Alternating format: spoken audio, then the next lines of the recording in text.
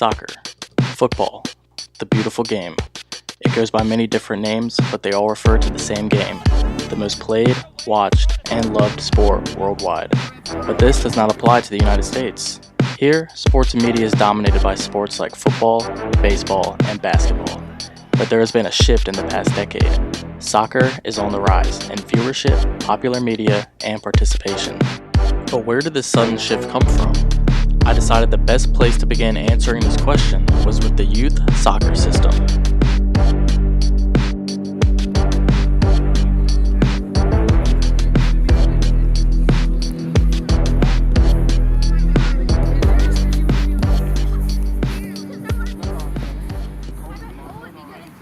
With the UK system, it's very much professional. So you might play for a club like this and get spotted by a professional club, and that really is soccer driven.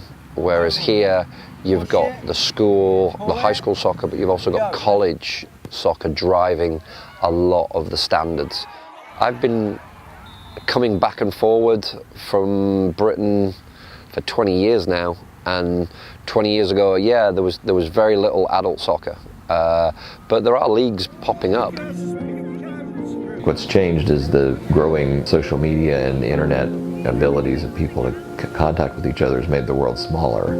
So it's very easy to get news from anywhere in the world, see the best athletes on Instagram clips or anything like that young people are into these days, and then they can start getting name recognition for some of the big stars. And if they grow up playing youth soccer, then they have, role models all over the world they can choose from.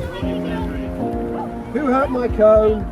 CPR, I got it. There is a massive dropout rate at the ages 13, 14 for all sorts of reasons. It's not fun anymore, it's too serious, they don't enjoy the different format.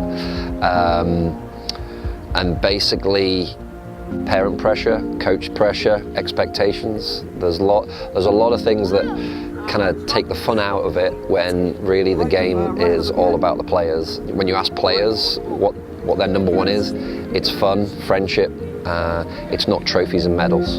Winning helps a team be successful, but it's not what an individual player gets in the game for.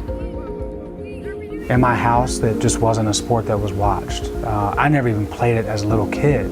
Most kids play a little bit of soccer when they're 4 or 5 years old, but I was playing t-ball, or I was getting ready for football or basketball, playing Mighty Mites and things like that. There's a lot of sports here, there's a lot of choices, and you have that balancing act of a very talented sports person getting offers for several sports. Now that you've got parents who have played themselves, they really do push the next generation. More children play soccer than any other sport, and then those kids grow up. And then when those kids grow up, they have babies, and when they have babies, they put them in soccer because it's a really good sport. It's a safe sport overall, and it's just it's a sport that they grow to love, and then people appreciate that.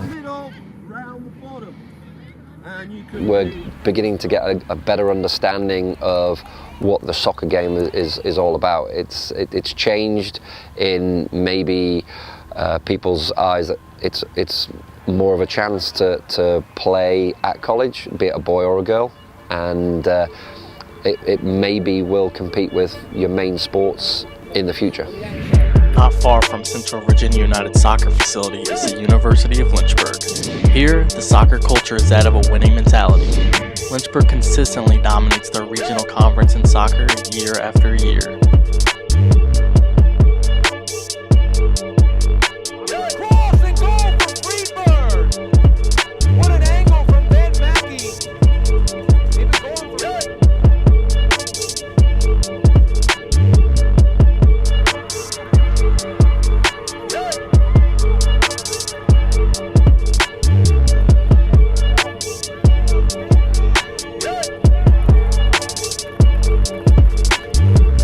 Soccer at Lynchburg is one of the largest sports we have in terms of alumni, in terms of popularity, because of the consistent success. Each program has had their ups and downs, but you think about the past few years, even since I've been here, women's soccer's won 3 of 4 since I've been here. Men's soccer's won 2 of 4 when you're talking about conference championships.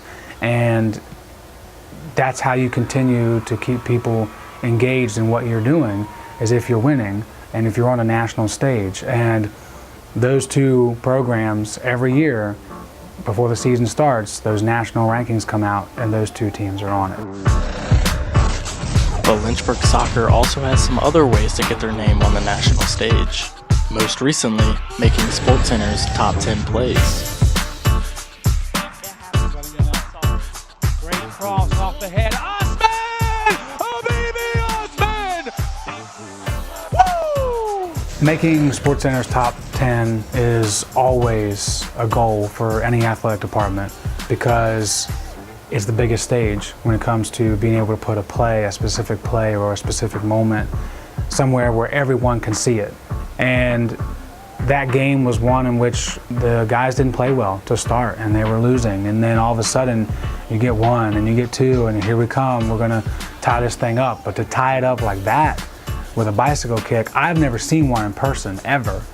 But the way that it was done, with bouncing it off his chest and flipping it over and immediately knowing he knew it was gonna go in, you become a fan in that moment. And admittedly, I went a little crazy, but I think it was worth it. To me, I think it was worth it. Off the head, Osman! Oh, baby, Osman! Woo! You want to be more educated on the sport, because watching Lynchburg Soccer makes you a fan of soccer. And so for me, it wasn't really until I got here where I started watching and started paying more attention. I thought, man, this is really good soccer. So now I want to watch it more. I want to see the best. Lynchburg Soccer just can't seem to stay out of the spotlight, putting their name on a national level time and time again. The women won the national championship in 2014, and even recently got a shout out from the all-time leading scorer of the U.S. women's national team, Abby Wambach. Hey, University of Lynchburg Women's Soccer, Abby Wambach here. Look, I heard you just got home from a tournament or a game. I hope you guys kicked ass, and I'm here to tell you that you can be anything you want to be. Whether it's to be a pro athlete, whether it's to be a CEO, whether it's to be the President of the United States, you can do it. I'm here to tell you that you can do it. I want you to believe that you can do it. Whatever space that you are in, you take it up, all right, sisters? Good luck with the rest of your season. We'll see you next time. Abby Wambach, I mean, she's a household name. Everybody knows who she is. And so girls can look up to that and they can emulate that, and it gives them something to strive for. And I think that popularity drives it like crazy. So we were excited to have Abby at least know that Lynchburg is on the map somewhere, so that was fun. Some of the best players, the greatest players in the world are coming from the United States. We can't say that on the men's side, but on the women's side we can. And again, you just have a generation of young women that have people to emulate. And we've always had that in sport. We've had great football quarterbacks and coaches and baseball players that we loved. And you didn't really have that in soccer at any level. And now in the women's, you absolutely do. You have the national team players that are household names, because these are models and these are girls that are super empowered. These are women that are doing extraordinary things, and these young girls can see that and they can strive for that. And it's really cool, because there's not a lot of places in sport that women can do that. Not like at soccer, because it's such a high-profile sport in the world for women. The level is just extraordinary. It's become very specialized. Before, if you're a good athlete as a woman, you played multiple sports, and now it's really tough to do that and to be a great soccer player, because you almost have to specialize to devote your time because everyone else is, kind of thing. So the level has improved so much. If I look back 10 years, there's probably not a girl on my team 10 years ago that could play on any teams that I've had in the last 5 years. And it's just a different level. It's a different level of athleticism. Their training's better. They're doing they've specialized training all year, and they're stronger, faster, bigger. And the technical skill is pretty extraordinary. And so I think the level has just gotten better and better. People think women's sports sometimes are inferior. And the irony is that if you want to really watch great soccer, watch women's soccer, because it's a little bit slower, and because it's slower, you can see you can see the cognitive part of it, you know, and men's soccer is so fast and so physical and so instinctive and reactive, and women's soccer is a little bit more deliberate, and you can actually see strategy, and I think it's a better game in some ways because of that. But that takes an appreciation from someone that's been coaching women's soccer for 25 years. When the national teams have had their successes and their failures, but with the women's side, that success has blossomed a level of interest. The men's success, not at the last World Cup, but the World Cup before that, the viewing figures were ginormous. Well, the World Cup is certainly the sport's biggest stage, and it's only played every 4 years, so you don't get, you know, it's not like the World Series or the NBA Finals or something. You can, you know, Super Bowl even, you can watch every year. And if the U.S. is in it, obviously our attention is going to be a lot stronger.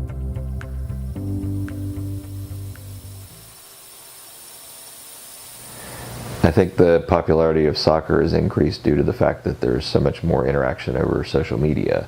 You're looking at Instagram, Twitter, Facebook is obviously a little older, but these social media outlets provide younger fans a way to interact with sporting events and friends overseas, and they can start to learn about the high quality soccer that's played outside the U.S. I mean, the best soccer in the world, you could argue, is being played in the Premier Leagues, the absolute elite stars of the world playing in Europe right now, and that's the place where they play. So starting with Pele, you know, 40 plus years ago, you're looking at stars coming in from David Beckham. Wayne Rooney's came over from England, and you know, these at least have name recognition. People have seen them in the World Cup or perhaps playing in the Premier Leagues, and when they get down to a MLS game, they're able to at least recognize one person on the pitch. Well, I think it's just it's a sport that anyone can play, and it's an inexpensive sport, you know, generally speaking, I think. And so we see that with soccer, in that anyone can play, and it's an easy sport to play. You just have to find a patch of ground and find a ball, and you can do all kinds of fun stuff with that. In soccer, you can be the dominant team and hit the post several times and still come away. You can outshoot a team 40-1 and come away as the loser of the game. And I think that's a challenge for people that watch sports too. But it's also maybe the great equalizer. It's a game that you can strategically keep teams from scoring a lot of goals, and you can have, you know, a David beat a Goliath.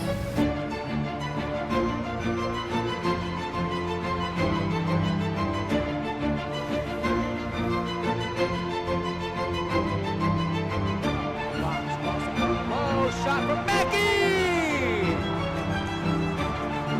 Ben Mackey with goal number 8.